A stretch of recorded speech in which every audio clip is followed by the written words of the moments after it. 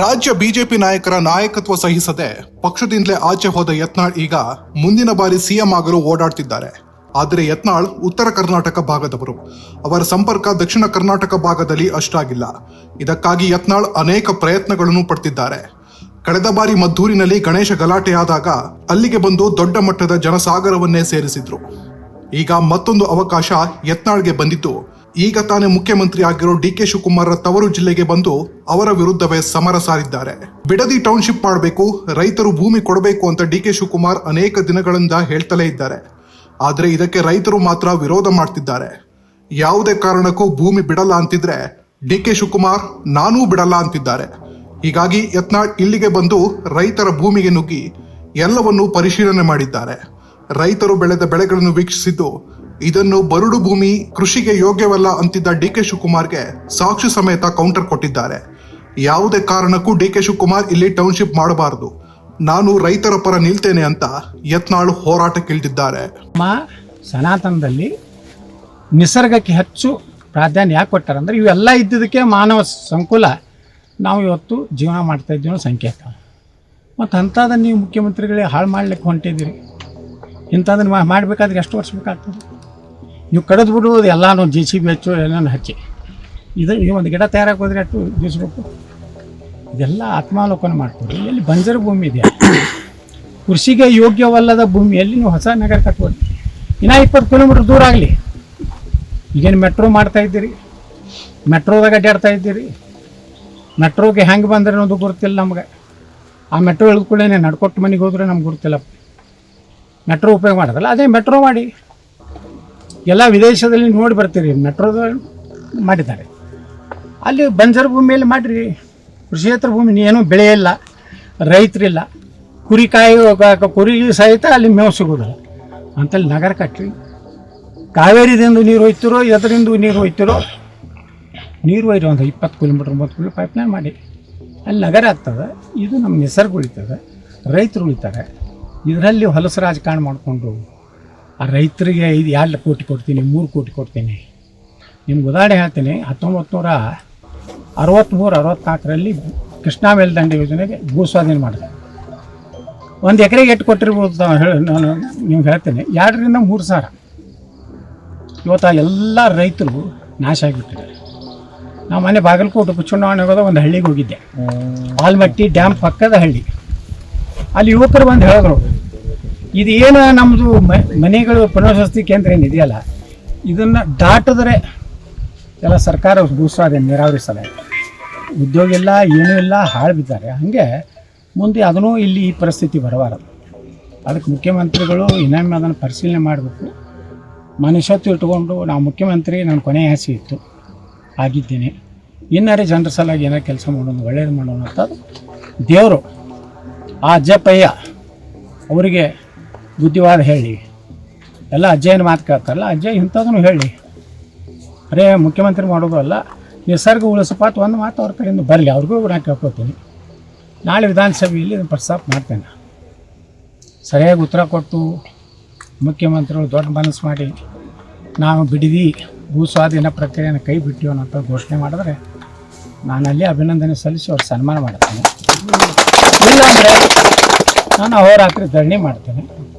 ಅವಾಗ BJP ಅವ್ರು ಏನು ಮಾಡ್ತಾರೆ, JDSನವ್ರು ಏನು ಮಾಡ್ತಾರೆ, ಯಾರು ರೈತ ಪರವಾಗಿದ್ದಾರೆ, ರೈತರ ಬಗ್ಗೆ ದೊಡ್ಡ ದೊಡ್ಡ ಭಾಷಣ ಮಾಡೋರು, ಮೊಸಳೆ ಕಣ್ಣೀರು ಹಾಕುವಂಥ ನಾಯಕರಿದ್ದಾರೆ. ಇಲ್ಲಿ ರೈತರಿಗೆ ಬಂದು ಹೇಳ್ತಾರೆ 1 ಇಂಚು ನೀವು ಜಮೀನು ಬಿಟ್ಟು ಕೊಡಬೇಡುತ್ತೆ. ವಿಧಾನಸಭೆಯೊಳಗೆ ಹೇಳ್ತಾರೆ, ಮುಖ್ಯಮಂತ್ರಿಗಳೇ, ಉಪಮುಖ್ಯಮಂತ್ರಿಗಳೇ, ನೀವು ಮುಂದುವರಿಸೋ ಕೆಲಸ ನಮ್ಮ ಸರ್ಕಾರ ನಾವು ಮುಂದುವರಿಸ್ತೀವಿ ಅಂತ ಭಾಷಣ ಮಾಡ್ತಾರೆ. ಈ ದ್ವಂದ್ವ ನೀತಿ ಬೇಡ. ನೀವು ರೈತರ ಪರವಾಗಿದ್ದೀರೋ ಏನು ಉಪಮುಖ್ಯಮಂತ್ರಿಗಳು ಘೋಷಣೆ ಮಾಡಿದಂಥ ಇವತ್ತಿನ ಮುಖ್ಯಮಂತ್ರಿಗಳ ಪರವಾಗಿದ್ದರು, ಇದು ರಾಜ್ಯ ಜನರಿಗೂ ಗೊತ್ತಾಗಬೇಕು. ನಾಳೆ ನೀವು ತಕ್ಷಣ ನಿಮ್ಮ ಹೇಳಿಕೆಗಳನ್ನು ಸ್ಪಷ್ಟಪಡಿಸಿರಿ. ಕೊಟ್ಟಾಗ ಇಲ್ಲಿ ಗೋಮಾಳ ಜಮೀನು ಸುಮಾರು 2700 ಎಕರೆ ಅಂತ ದಾಖಲಾಗಿತ್ತು. ಘನತೆವತ್ತ ರಾಜ್ಯಪಾಲರಿಗೆ ಏನು ಮನವಿ ಕೊಟ್ಟಾಗ ಅವ್ರ ಬಲ್ಲಿರೋ ಸರ್ಕಾರಿ ಅಧಿಕೃತ ಅಂಕೆ ಸಂಖ್ಯೆಗಳ ಪ್ರಕಾರ 2700 ಎಕರೆ ಗೋಮಾಳ ಇತ್ತು. ರೈತರ ಜಮೀನು ಸುಮಾರು 7,500 ಎಕರೆ. ಇಷ್ಟು ದೊಡ್ಡ ಪ್ರದೇಶವನ್ನು ವಿಧಾನಸಭೆಯಲ್ಲಿ ಇದು ಬರಡು ಭೂಮಿ ಇದೆ, ಇದು ಕೃಷಿಗೆ ಯೋಗ್ಯ ಇಲ್ಲ. ಕೆಲವೊಂದು ರೈತರು ಉದ್ದೇಶಪೂರ್ವಕವಾಗಿ ಬೆಲೆ ಹೆಚ್ಚು ಮಾಡಿಸ್ಬೇಕಂತೇಳಿ ನಾವು ಸರ್ಕಾರ ನಿಗದಿ ಮಾಡಿದ ಬೆಲೆಗೆ ಅದನ್ನು ಹೆಚ್ಚಿಗೆ ಮಾಡಿಸ್ಬೇಕು ಅನ್ನೋಂಥ ಒಂದು ಕುತಂತ್ರದಿಂದ ಈ ಹೋರಾಟ ಮಾಡ್ತಾ ಇದ್ದಾರೆ. ಇಲ್ಲಿ ಯಾವ ಗಿಡನೂ ಇಲ್ಲ, ಏನೂ ಇಲ್ಲ ಅಂತೇಳಿ ವಿಧಾನಸಭೆಯಲ್ಲಿ ಹೇಳಿದ್ರು. ಇವತ್ತು ನಾವು ಮಾಧ್ಯಮದವರು ಬಂದಿದ್ದೀರಿ. ಬೆಳಗ್ಗೆಯಿಂದ ನಾವು ಸುಮಾರು 3-4 ಹಳ್ಳಿಗಳಿಗೆ ಹೋಗಿದ್ದೀವಿ. ಇದು ಬೆಂಗಳೂರಿನ ಪಕ್ಕದಲ್ಲಿ ಒಂದು ದೊಡ್ಡ ಮಲೆನಾಡಿದೆ, ಕಾಶ್ಮೀರ ಇದ್ದಂಗೆ ಇದೆ. ಇಲ್ಲಿ ಫಲವತ್ತತೆಯಾದ ಭೂಮಿ, ಮಿಶ್ರ ಬೆಳೆಗಳು, ತೋಟಗಾರಿಕೆ ಇದೆ. ಇಲ್ಲಿ ಅಡಿಕೆ ಬೆಳೀತಾರೆ, ರೇಷ್ಮೆ ಬೆಳೀತಾರೆ, ಸಪೋಟ ಬೆಳೀತಾರೆ, ಅಲ್ಲಿಂದ ತೆಂಗು, ಬಾಳೆ, ಅಂಜೂರು ಮತ್ತು ಅದ್ರ ಜೊತೆಗೆ ರೈತರು ಈ ಹೈನೋದ್ಯಮವನ್ನು ಮಾಡ್ತಾರೆ. ಲಕ್ಷಾಂತರ ಲೀಟ್ರು ಒಂದೊಂದು ಸೊಸೈಟಿಯಲ್ಲಿ 40,000 to 50,000 ಲೀಟ್ರು ಪ್ರತಿ ತಿಂಗಳು ರೈತರು KMFಗೆ ಹಾಕ್ತಾರೆ. ಹೆಣ್ಮಕ್ಳು ಅದ್ರ ಮೇಲೆ ಒಂದು ಸಂಸಾರ ನಡೆಸ್ತಾರೆ. ನಮ್ಮ ಎಲ್ಲ ದೊಡ್ಡ ಕುಟುಂಬಗಳು ಸಣ್ಣ ಸಣ್ಣ ಜಮೀನ್ದಾರಿದ್ದಾರೆ. 1 ಎಕರೆ, 10 ಗುಂಟೆ, 20 ಗುಂಟೆ, 2 ಎಕರೆ. ಒಂದಿಷ್ಟು ದೊಡ್ಡ ಹಿಡುವಳಿದಾರರು ಇರ್ಬೋದು. ಆ ದೊಡ್ಡ ಹಿಡುವಳಿದಾರರು ಕೆಲವು ಮಂದಿ ಬರೆದು ಕೊಟ್ಟಿರ್ಬೋದು, ಇಲ್ಲ ನಾವು ಭೂ ಸ್ವಾಧೀನಕ್ಕೆ ರೆಡಿ ಇದ್ದೀವಿ. ಆ ದುರ್ದೈವ ಅಂದರೆ ರೈತರು ಸುಮಾರು 3,500 ರೈತರು ಮನವಿ ಕೊಟ್ಟಿದ್ದಾರೆ, ನಮ್ಮದು ಭೂ ಸ್ವಾಧೀನ ಮಾಡ್ಕೋಬಾರ್ದತ್ತ. ಅದನ್ನೇ ಕ್ಯಾರಿ ಮಾಡ್ತಾ ಅಂತ ಇಲ್ಲ ಸರ್ಕಾರ. ಒಂದು ರೀತಿ ಜಿಲ್ಲಾಧಿಕಾರಿಗಳ ಕಚೇರಿನೇ 144 ಕಲಂ ಜಾರಿ ಮಾಡಿದ್ದಾರೆ. ಯಾರು ರೈತರು ಹೋಗೋಂಗಿಲ್ಲ, ಅವರ ಮನವಿಯನ್ನು ಕೇಳೋರಿಲ್ಲ.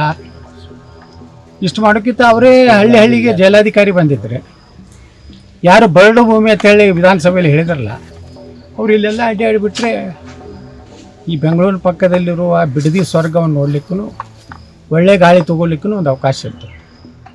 ಆ ದುರ್ದೈವ ಅಂದರೆ ಸುಮಾರು 452 ದಿವಸ ಆದರೂ ಸಹ ರೈತರಿಗೆ ಯಾವುದೇ ರೀತಿ ಸ್ಪಂದನೆ ಇಲ್ಲ, ಅವ್ರ ಪರವಾಗಿ ಮಾತಾಡುವಂಥದ್ದಿಲ್ಲ. ನಿನ್ನೆ ಮುಖ್ಯಮಂತ್ರಿಗಳು ತಮ್ಮ ಸ್ವಕ್ಷೇತ್ರಕ್ಕೆ ಹೋಗಿದ್ದಾರೆ. ಅಲ್ಲಿ ಹೋಗಿ ಯಾವ ರೈತನೂ ಜಮೀನು ಮಾರಬಾರ್ದು, ನಾನು ನೀರಾವರಿ ತಂದು ಹಾಕ್ತೇನೆ, ಅಷ್ಟೇ ದುಡ್ಡು ಹೋಗಿ ಹಾಲು ಮಾರಿ, ಹಣ್ಣು ಹಂಪಲ ಮಾರಿ ನಿಮ್ಮ ಜೀವನ ಮಾಡಬೇಕು.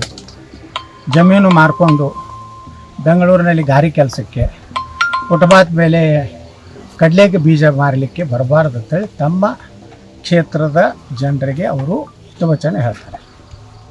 ಅವ್ರದ್ದೇ ಜಿಲ್ಲೆ ರಾಮನಗರ, ಈಗ ಯಾವ್ಯಾವ ಕಾರಣಗಳಿಂದ ರಾಮನ ಹೆಸರು ಯಾಕೋ ಅಲರ್ಜಿ ಇತ್ತು ಕಾಣಿಸ್ತದೆ, ಅದನ್ನು ದಕ್ಷಿಣ ಬೆಂಗಳೂರು ಏನೋ ಮಾಡಿದ್ದಾರೆ.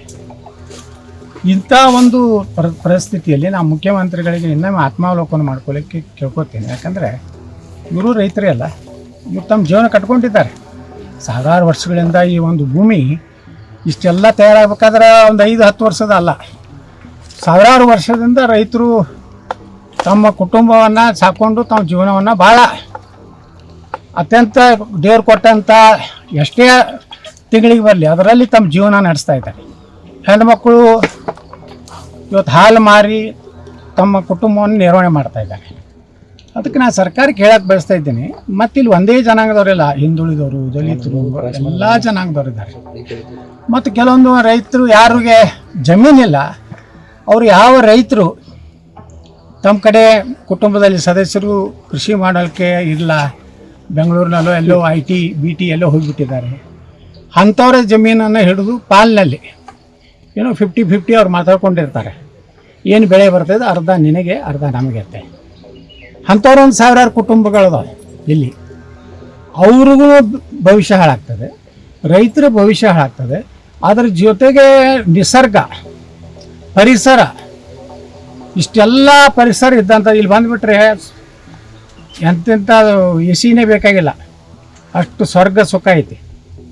ಮೇಲಿಂದ ಮೇಲೆ ಮುಖ್ಯಮಂತ್ರಿಗಳು ಬಂದು ಇಲ್ಲಿ ಒಂದೊಂದು ದಿವಸ ಇದ್ದರೆ ಅವ್ರದ್ದು ಆರೋಗ್ಯ ಸುಧಾರಣೆ ಆಗ್ತದೆ. ಅದನ್ನು ಬಿಟ್ಟು ಇವ್ರನ್ನೆಲ್ಲ ಮಾರಣ ಹೋಮ ಮಾಡಕ್ಕೆ ಹೊಂಟಿರಲ್ಲ. ಬರೀ ಮನುಷ್ಯರ ಮಾರಣ ಹೋಮ ಅಲ್ಲ, ಇಷ್ಟೆಲ್ಲ ಈ ಗಿಡಗಳದಾವಲ್ಲ, ಇದು ಒಂದು ಪ್ರಾಣ ಇದೆ. ನಮ್ಮ ಹಿಂದೂ ಸನಾತನ ಧರ್ಮದಲ್ಲಿ ಗಿಡಗಳನ್ನು ನಾವು ಪೂಜೆ ಮಾಡಿದ್ದೀವಿ, ಸೂರ್ಯನ ಪೂಜೆ ಮಾಡಿದ್ದೀವಿ, ಚಂದ್ರನ ಪೂಜೆ ಮಾಡಿದ್ದೀವಿ, ಕಲ್ಲನ್ನು ಪೂಜೆ ಮಾಡಿದ್ದೀವಿ. ನೀರನ್ನು ಪೂಜೆ ಮಾಡಿದ್ದೀವಿ, ಗಾಳಿಯನ್ನು ಹನುಮನ ಒಂದು ಅವತಾರ ಹತ್ರ ಅದನ್ನು ಪೂಜೆ ಮಾಡ್ತೀವಿ.